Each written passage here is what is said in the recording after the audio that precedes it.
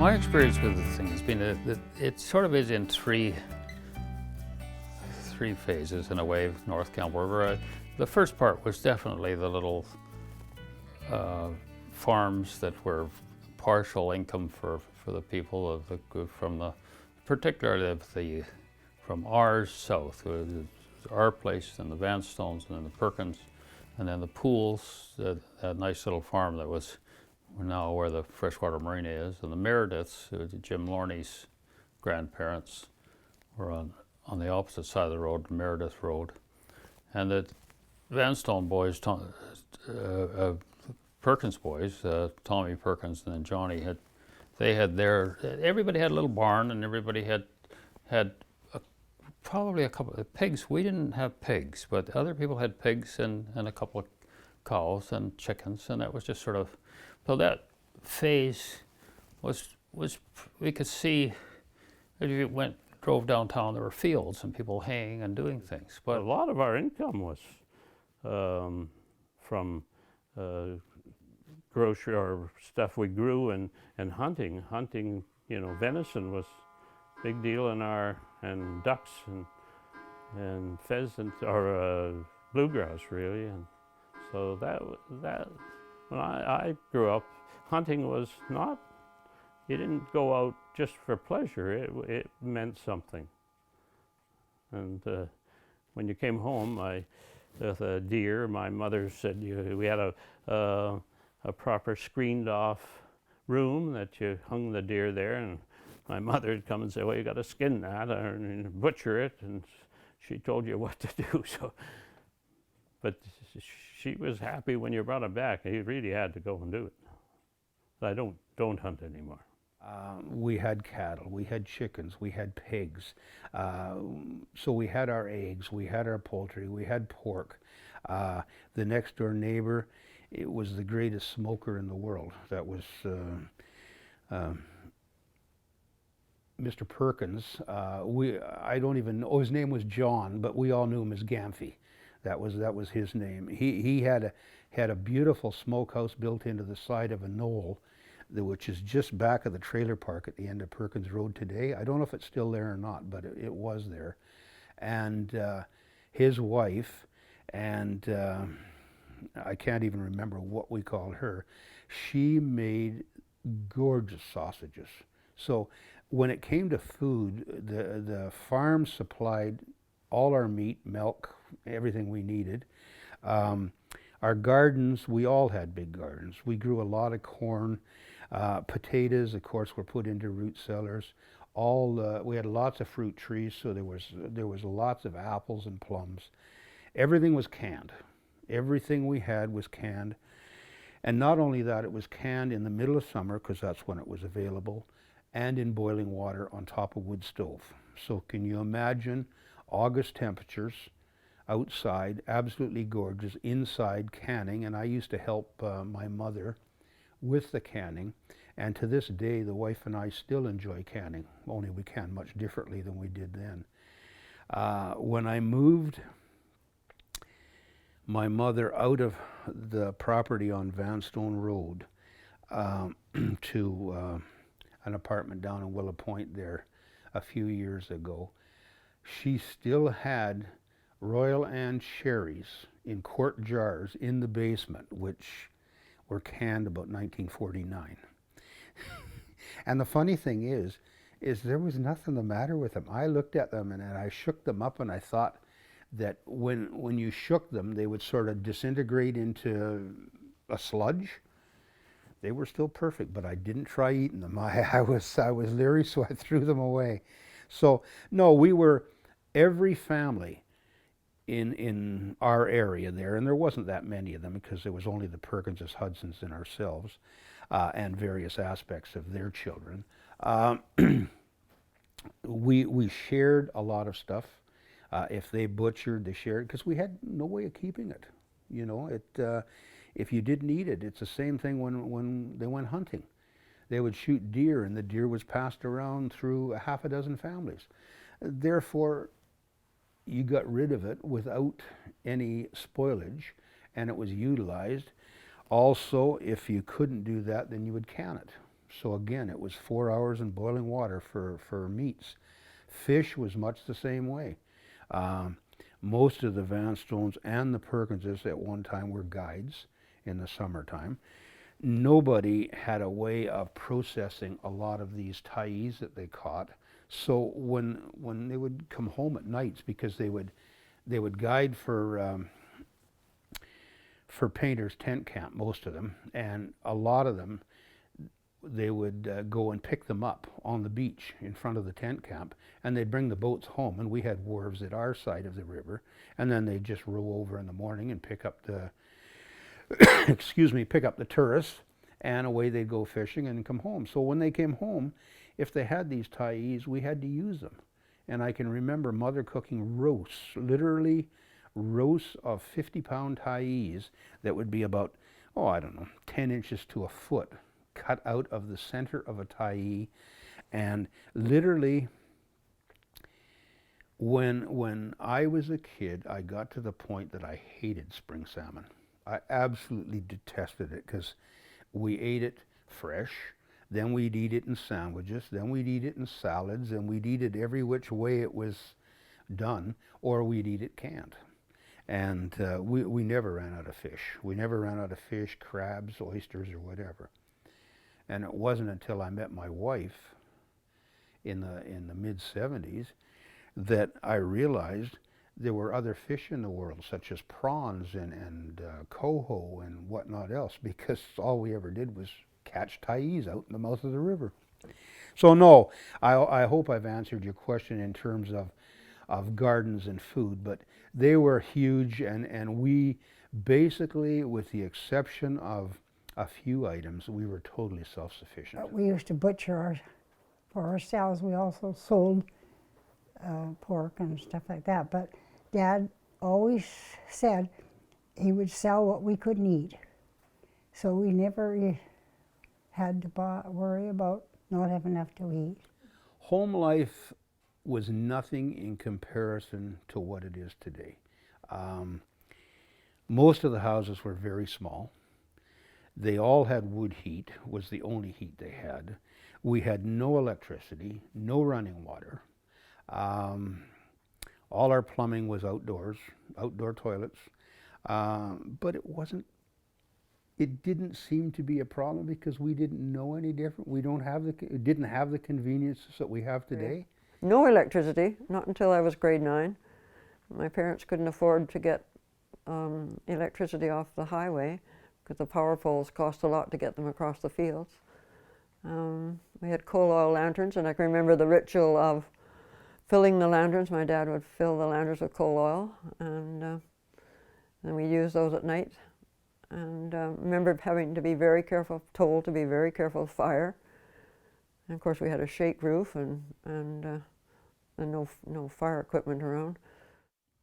The chores around the farm, I had to deliver milk over to this end of the farm to the Painters, and there were a couple of families, and the subdivision started by then, the Lees, and a couple of people that bought milk. So that was after school. I'd have my little carrier with, there were glass quarts of milk. Off you'd go and do that. And then later, as you were physically more able, there was the regular things around the farm, helping dose the sheep, or helping during the shearing and during the certainly haying was sort of bigger in our minds than it really probably was in anybody else's, but we had to get the hay in, and there was a big worry about rain and all the business, and you got caught up in that even from about 10 years old on. You were into that sort of thing.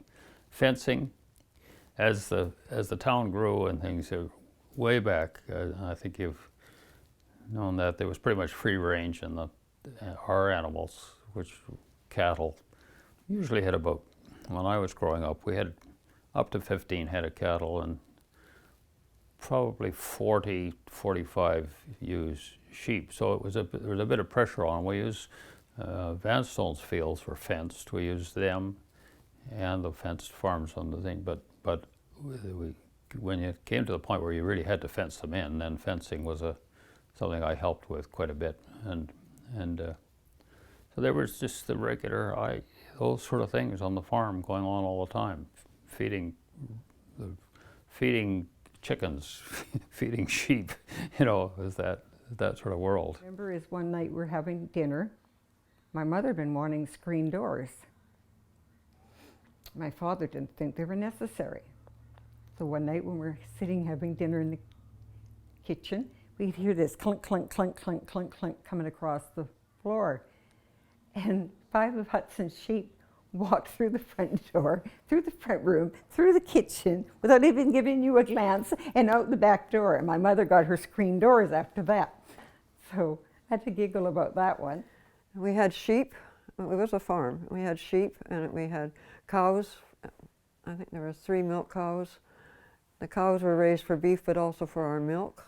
There wasn't a big lot of animals. The sheep were raised for meat and for wool. And so we participated in when the lambs were born, and we were part of the farm all the time. We were just integrated into it because that was what we were. And we were on the farm and we lived it. My dad built a swing, and I remember we had a lovely time on the swing and a seesaw. As children, we had a lot of freedom to do, but we also had chores. I had to go and shut the chicken. We had 3 chicken houses that were free-range chickens in those days, and the houses were quite far apart, and I used to have to shut the chickens every night. And I used to help sometimes to collect eggs, but the eggs were valuable because they were sent to Alec McLean's. My mum washed them and put them in boxes and took them to Alec McLean's grocery store in Campbellton and exchanged eggs for groceries in those days. All I remember is we couldn't get chocolate. And my uncle went up to Roberts Lake and got us some chocolate buds for our Easter, because there was no chocolate in those years. Well, just for a while. But what I really remember is getting my first banana, because they never had bananas. And my mom, I remember, went downtown about these bananas, and we didn't even know how to open the banana up. It sounds silly now, but that was right. We didn't know. My mom was from the prairies, so like a farm and providing for yourself was very natural. But my dad, once you were able to buy beef and such, he no longer hunted for venison and birds. And so when he had the chickens, he never wanted to kill them. And he just the raccoons slowly took them away one by one. And he wouldn't rush out to save them because he didn't want to kill them. In the early part of my life, Campbellton was really the big center, like for us going into town, because that's where the lockers were. And so when you had food to beef or fish or venison, if you were a hunter, you always went to the lockers once a week and took out the week's meat. And sometimes you'd have the butcher prepare you something, but generally you had your own food in the lockers.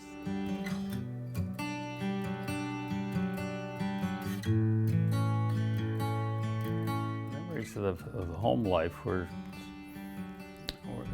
sort of a rhythm of the year with the haying, and then once that was over, the sort of summer was a bit of a holiday on using the beach quite a lot in the boats and things, and then back into school, and then colder winters. We definitely did have colder winters because we had little skating ponds on the farm, and we had the slope of the hill over at Van Stone's fields that regularly were part of our recreation. My earliest memories of Campbell River probably pertain more to the weather than anything else. In those days, we had 4 full seasons. The summers were very hot, a lot of fires, forest fires. The winters were relatively cold. I can remember one winter where the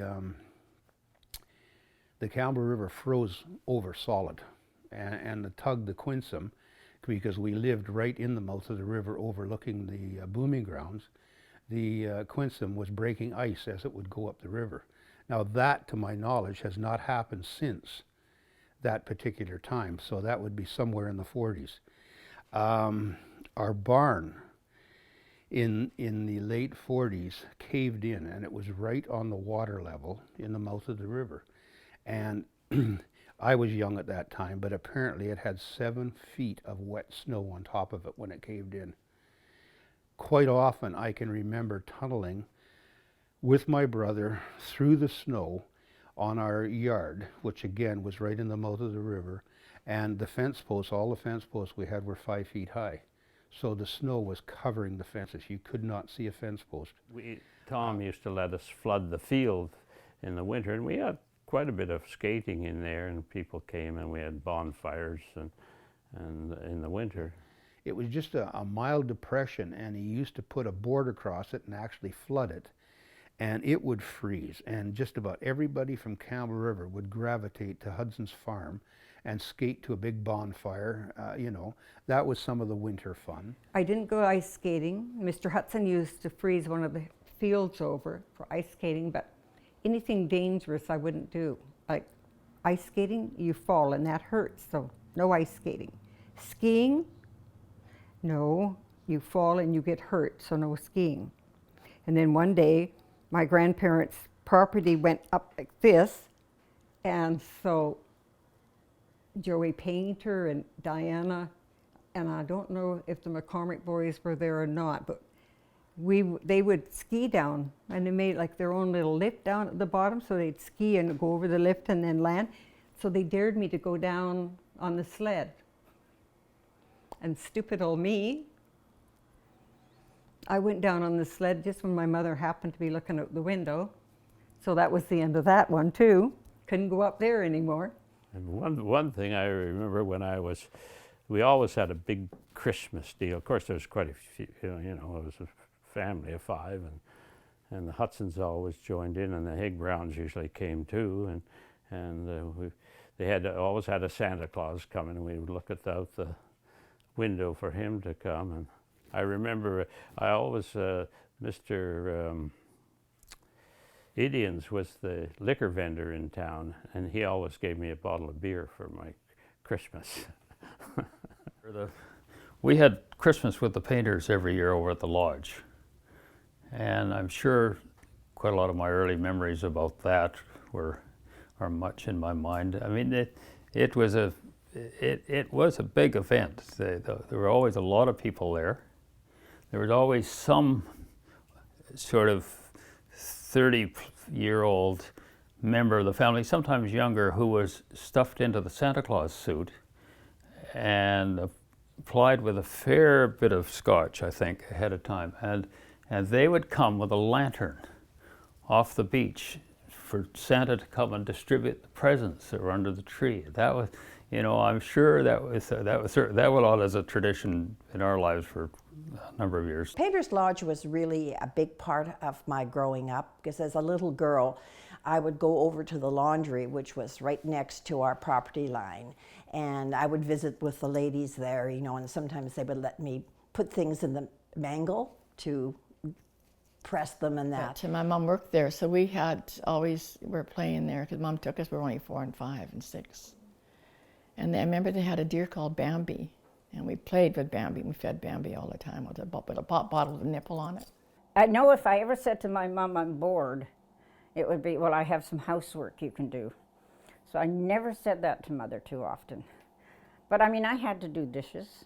My chore was dishes. The boys were supposed to dry, but they seemed to disappear. And Mom was a baker. You know, she used to bake all these wonderful things. And she always left a mess behind. So I'd clean up after her, it seems. And then I went to work, and when I was about 12, I went to work at Painter's Lodge doing dishes.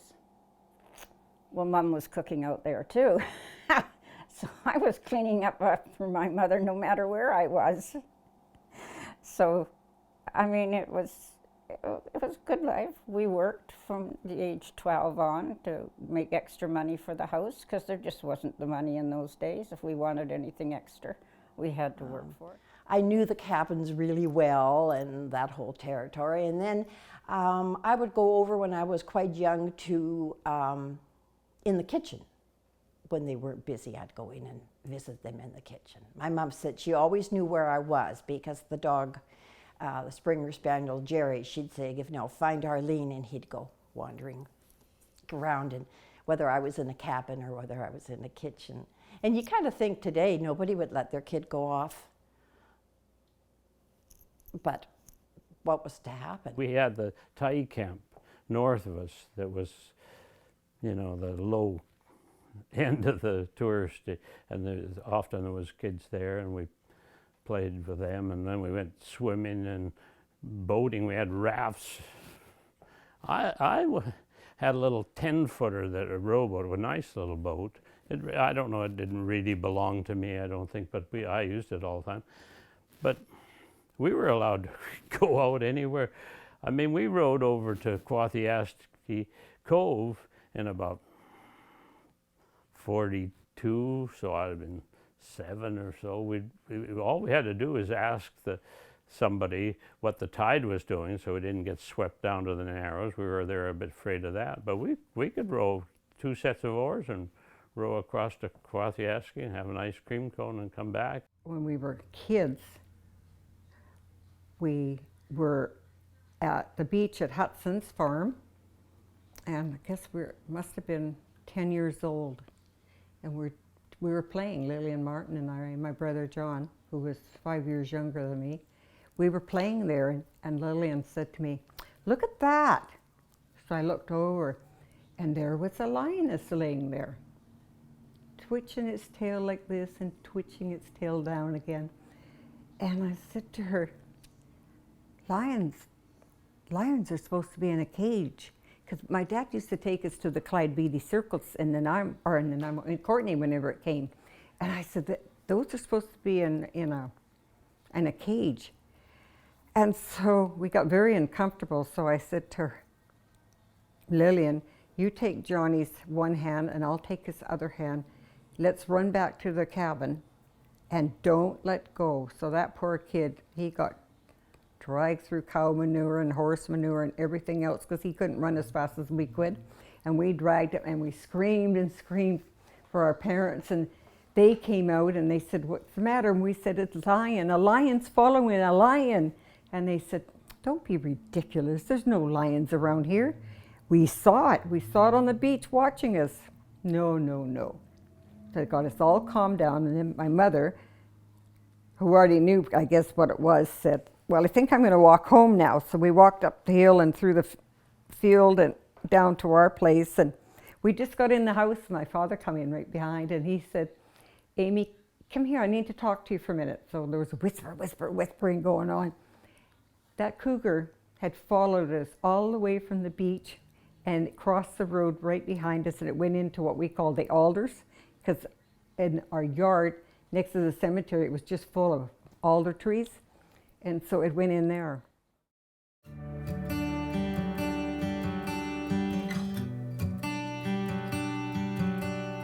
When I started school, there was no road in, no bridge in or road, and everything had to be brought in by water. And if we wanted to go to the store or anything, we either went to the Cove or to Campbellton to the stores there. So when I started school, that's what we had to do every day. We had to row across the river and walk down the spit to school. So consequently, in the wintertime, we missed quite a bit of school because we used to have a lot of southeasters and things. And I can remember going across that river, and at that time the river was a very dangerous river.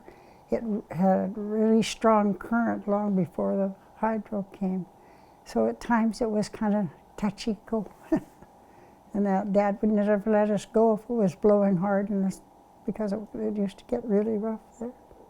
Dad finally went to work on building the road, and I started school in 27, and it was the latter part of 28 before the bridge was,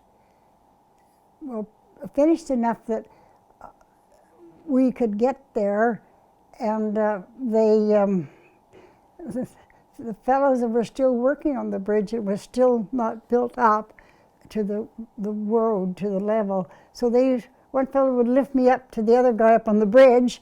I guess I was too small to climb up on it. And so it was quite interesting, and that. So that happened, and then 28, latter part of 28, the bridge was finished, so we had no more rowing across the river, and which helped a lot. We're 6 years old. There's, what, 5 of us, I think, started school around the same time, maybe 6 of us. And we had to walk to school. Imagine a little 6-year-old kid walking on a gravel road all the way to the school, which is where Save on Food is now, and back. And blowing, raining, cold, dark. It was dark when we left in the morning, and it was dark on the way home. And I think that's why I'm so scared of, I won't wander out near any bush when it's dark time. No, no. And yet when I was a little girl, my dad used to tell me to go outside and lock the chickens up in the coop. I wasn't scared Later, then. on my 6th birthday, my parents had saved up and bought a bicycle for me, and I remember vividly bicycling with Joe Painter and his sisters Ann and Beth and Barbara Meredith, who lived down the road in Pearl Gary, and we used to ride all the way down the gravel road to school, and that was fun. I enjoyed that.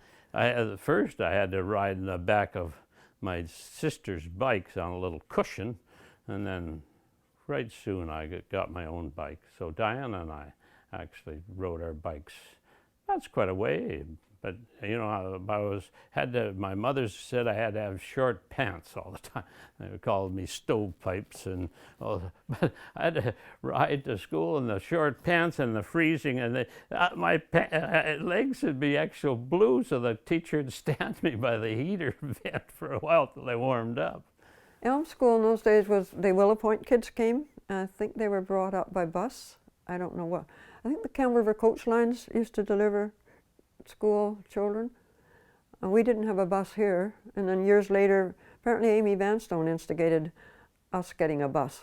So I think then the coach lines came up our way. And then finally the school board bought a bus for transporting the Menzies Bay kids that lived down from McMillan and Blodell. And we all went, you know, grade 6, 7, in that age group. We were on shift in grade 7, and they were building what is now Phoenix. It was the Campbell River Junior, Senior, Campbell River Elementary, Junior, Senior High School, the original school where the Phoenix school is. And of course, Phoenix was called that after the fire. Out of the fire came that building. It was a really neat school. It had an elementary wing with a cafeteria and a huge gym. And in high school days, I was on the basketball team, and I loved it. And they used to have volleyball and really neat bleachers that went up by steps, and people, we'd all attend the basketball games. And Courtney would come, and Cumberland, and we'd go down their way. And Solem, those are the 3 basic schools in those days. My mother petitioned until she got a bus service, which was coach lines. And I don't know what they called the coach lines then, but you could buy tickets for the week or 2 weeks, whatever, and we gave the driver a ticket, and that took us to school and back. And then he would go back, and then the kids from Camp 5, I guess the school board and that decided they would bring them down. So they came down on the skidder or whatever they call that machine that you pump like this. They came down in that for a while. They come down to Blodell Beach Camp, where there was all family homes there too. And so the school bus would pick those kids up first and then pick us up as it was going along. That was a lot better, way better than walking. There were so many things that happened and so many things that scared you. School. I can remember the school bus stopping at the Quinsam Hotel because the train was coming through with a load of logs. Elk River Timber was still logging with the train and dumping them in the booming grounds at the mouth of the river, so we'd have to stop while the train went through. And we had to walk through the Indian village, and we were terrified, absolutely terrified. We never got to see Native kids because they went to their own school on the spit. And then one day, our teacher, I think she was grade 2 teacher, she took us over there. and we got to see them in their classroom and what they were doing. I never, not until I was older did I realize that they couldn't come to our school. It was ever expanding. The schools, when I started, as I say, with 2 classes of grade 1 in that one place at Elm Street. And the next year I was up at the brand new school up on the hill. The year after that I was back at Elm Street because the one on the hill was already overflowing. And the year after that, where am I? Grade 4, I was on shift up at the top of the hill because there still wasn't room for people. You know, and then Campbell School was being built, and I was there for a couple of years, then back to what was Phoenix. When I started, there wasn't even 100 children. They're lucky if there was 100 people in Campbell River. So it was small, but everybody knew everybody else, and used to meet at their houses and things like that, you know, and always had a cup of tea on the go, Mother did, and cookies and what have you. And anybody came along, they were welcome to a meal or tea and whatnot. So it was an interesting life because it was more like one big family. It was more like a family when we were growing up. I think when I graduated from school, there was only about 12 or something. But it wasn't long after that, it was 100.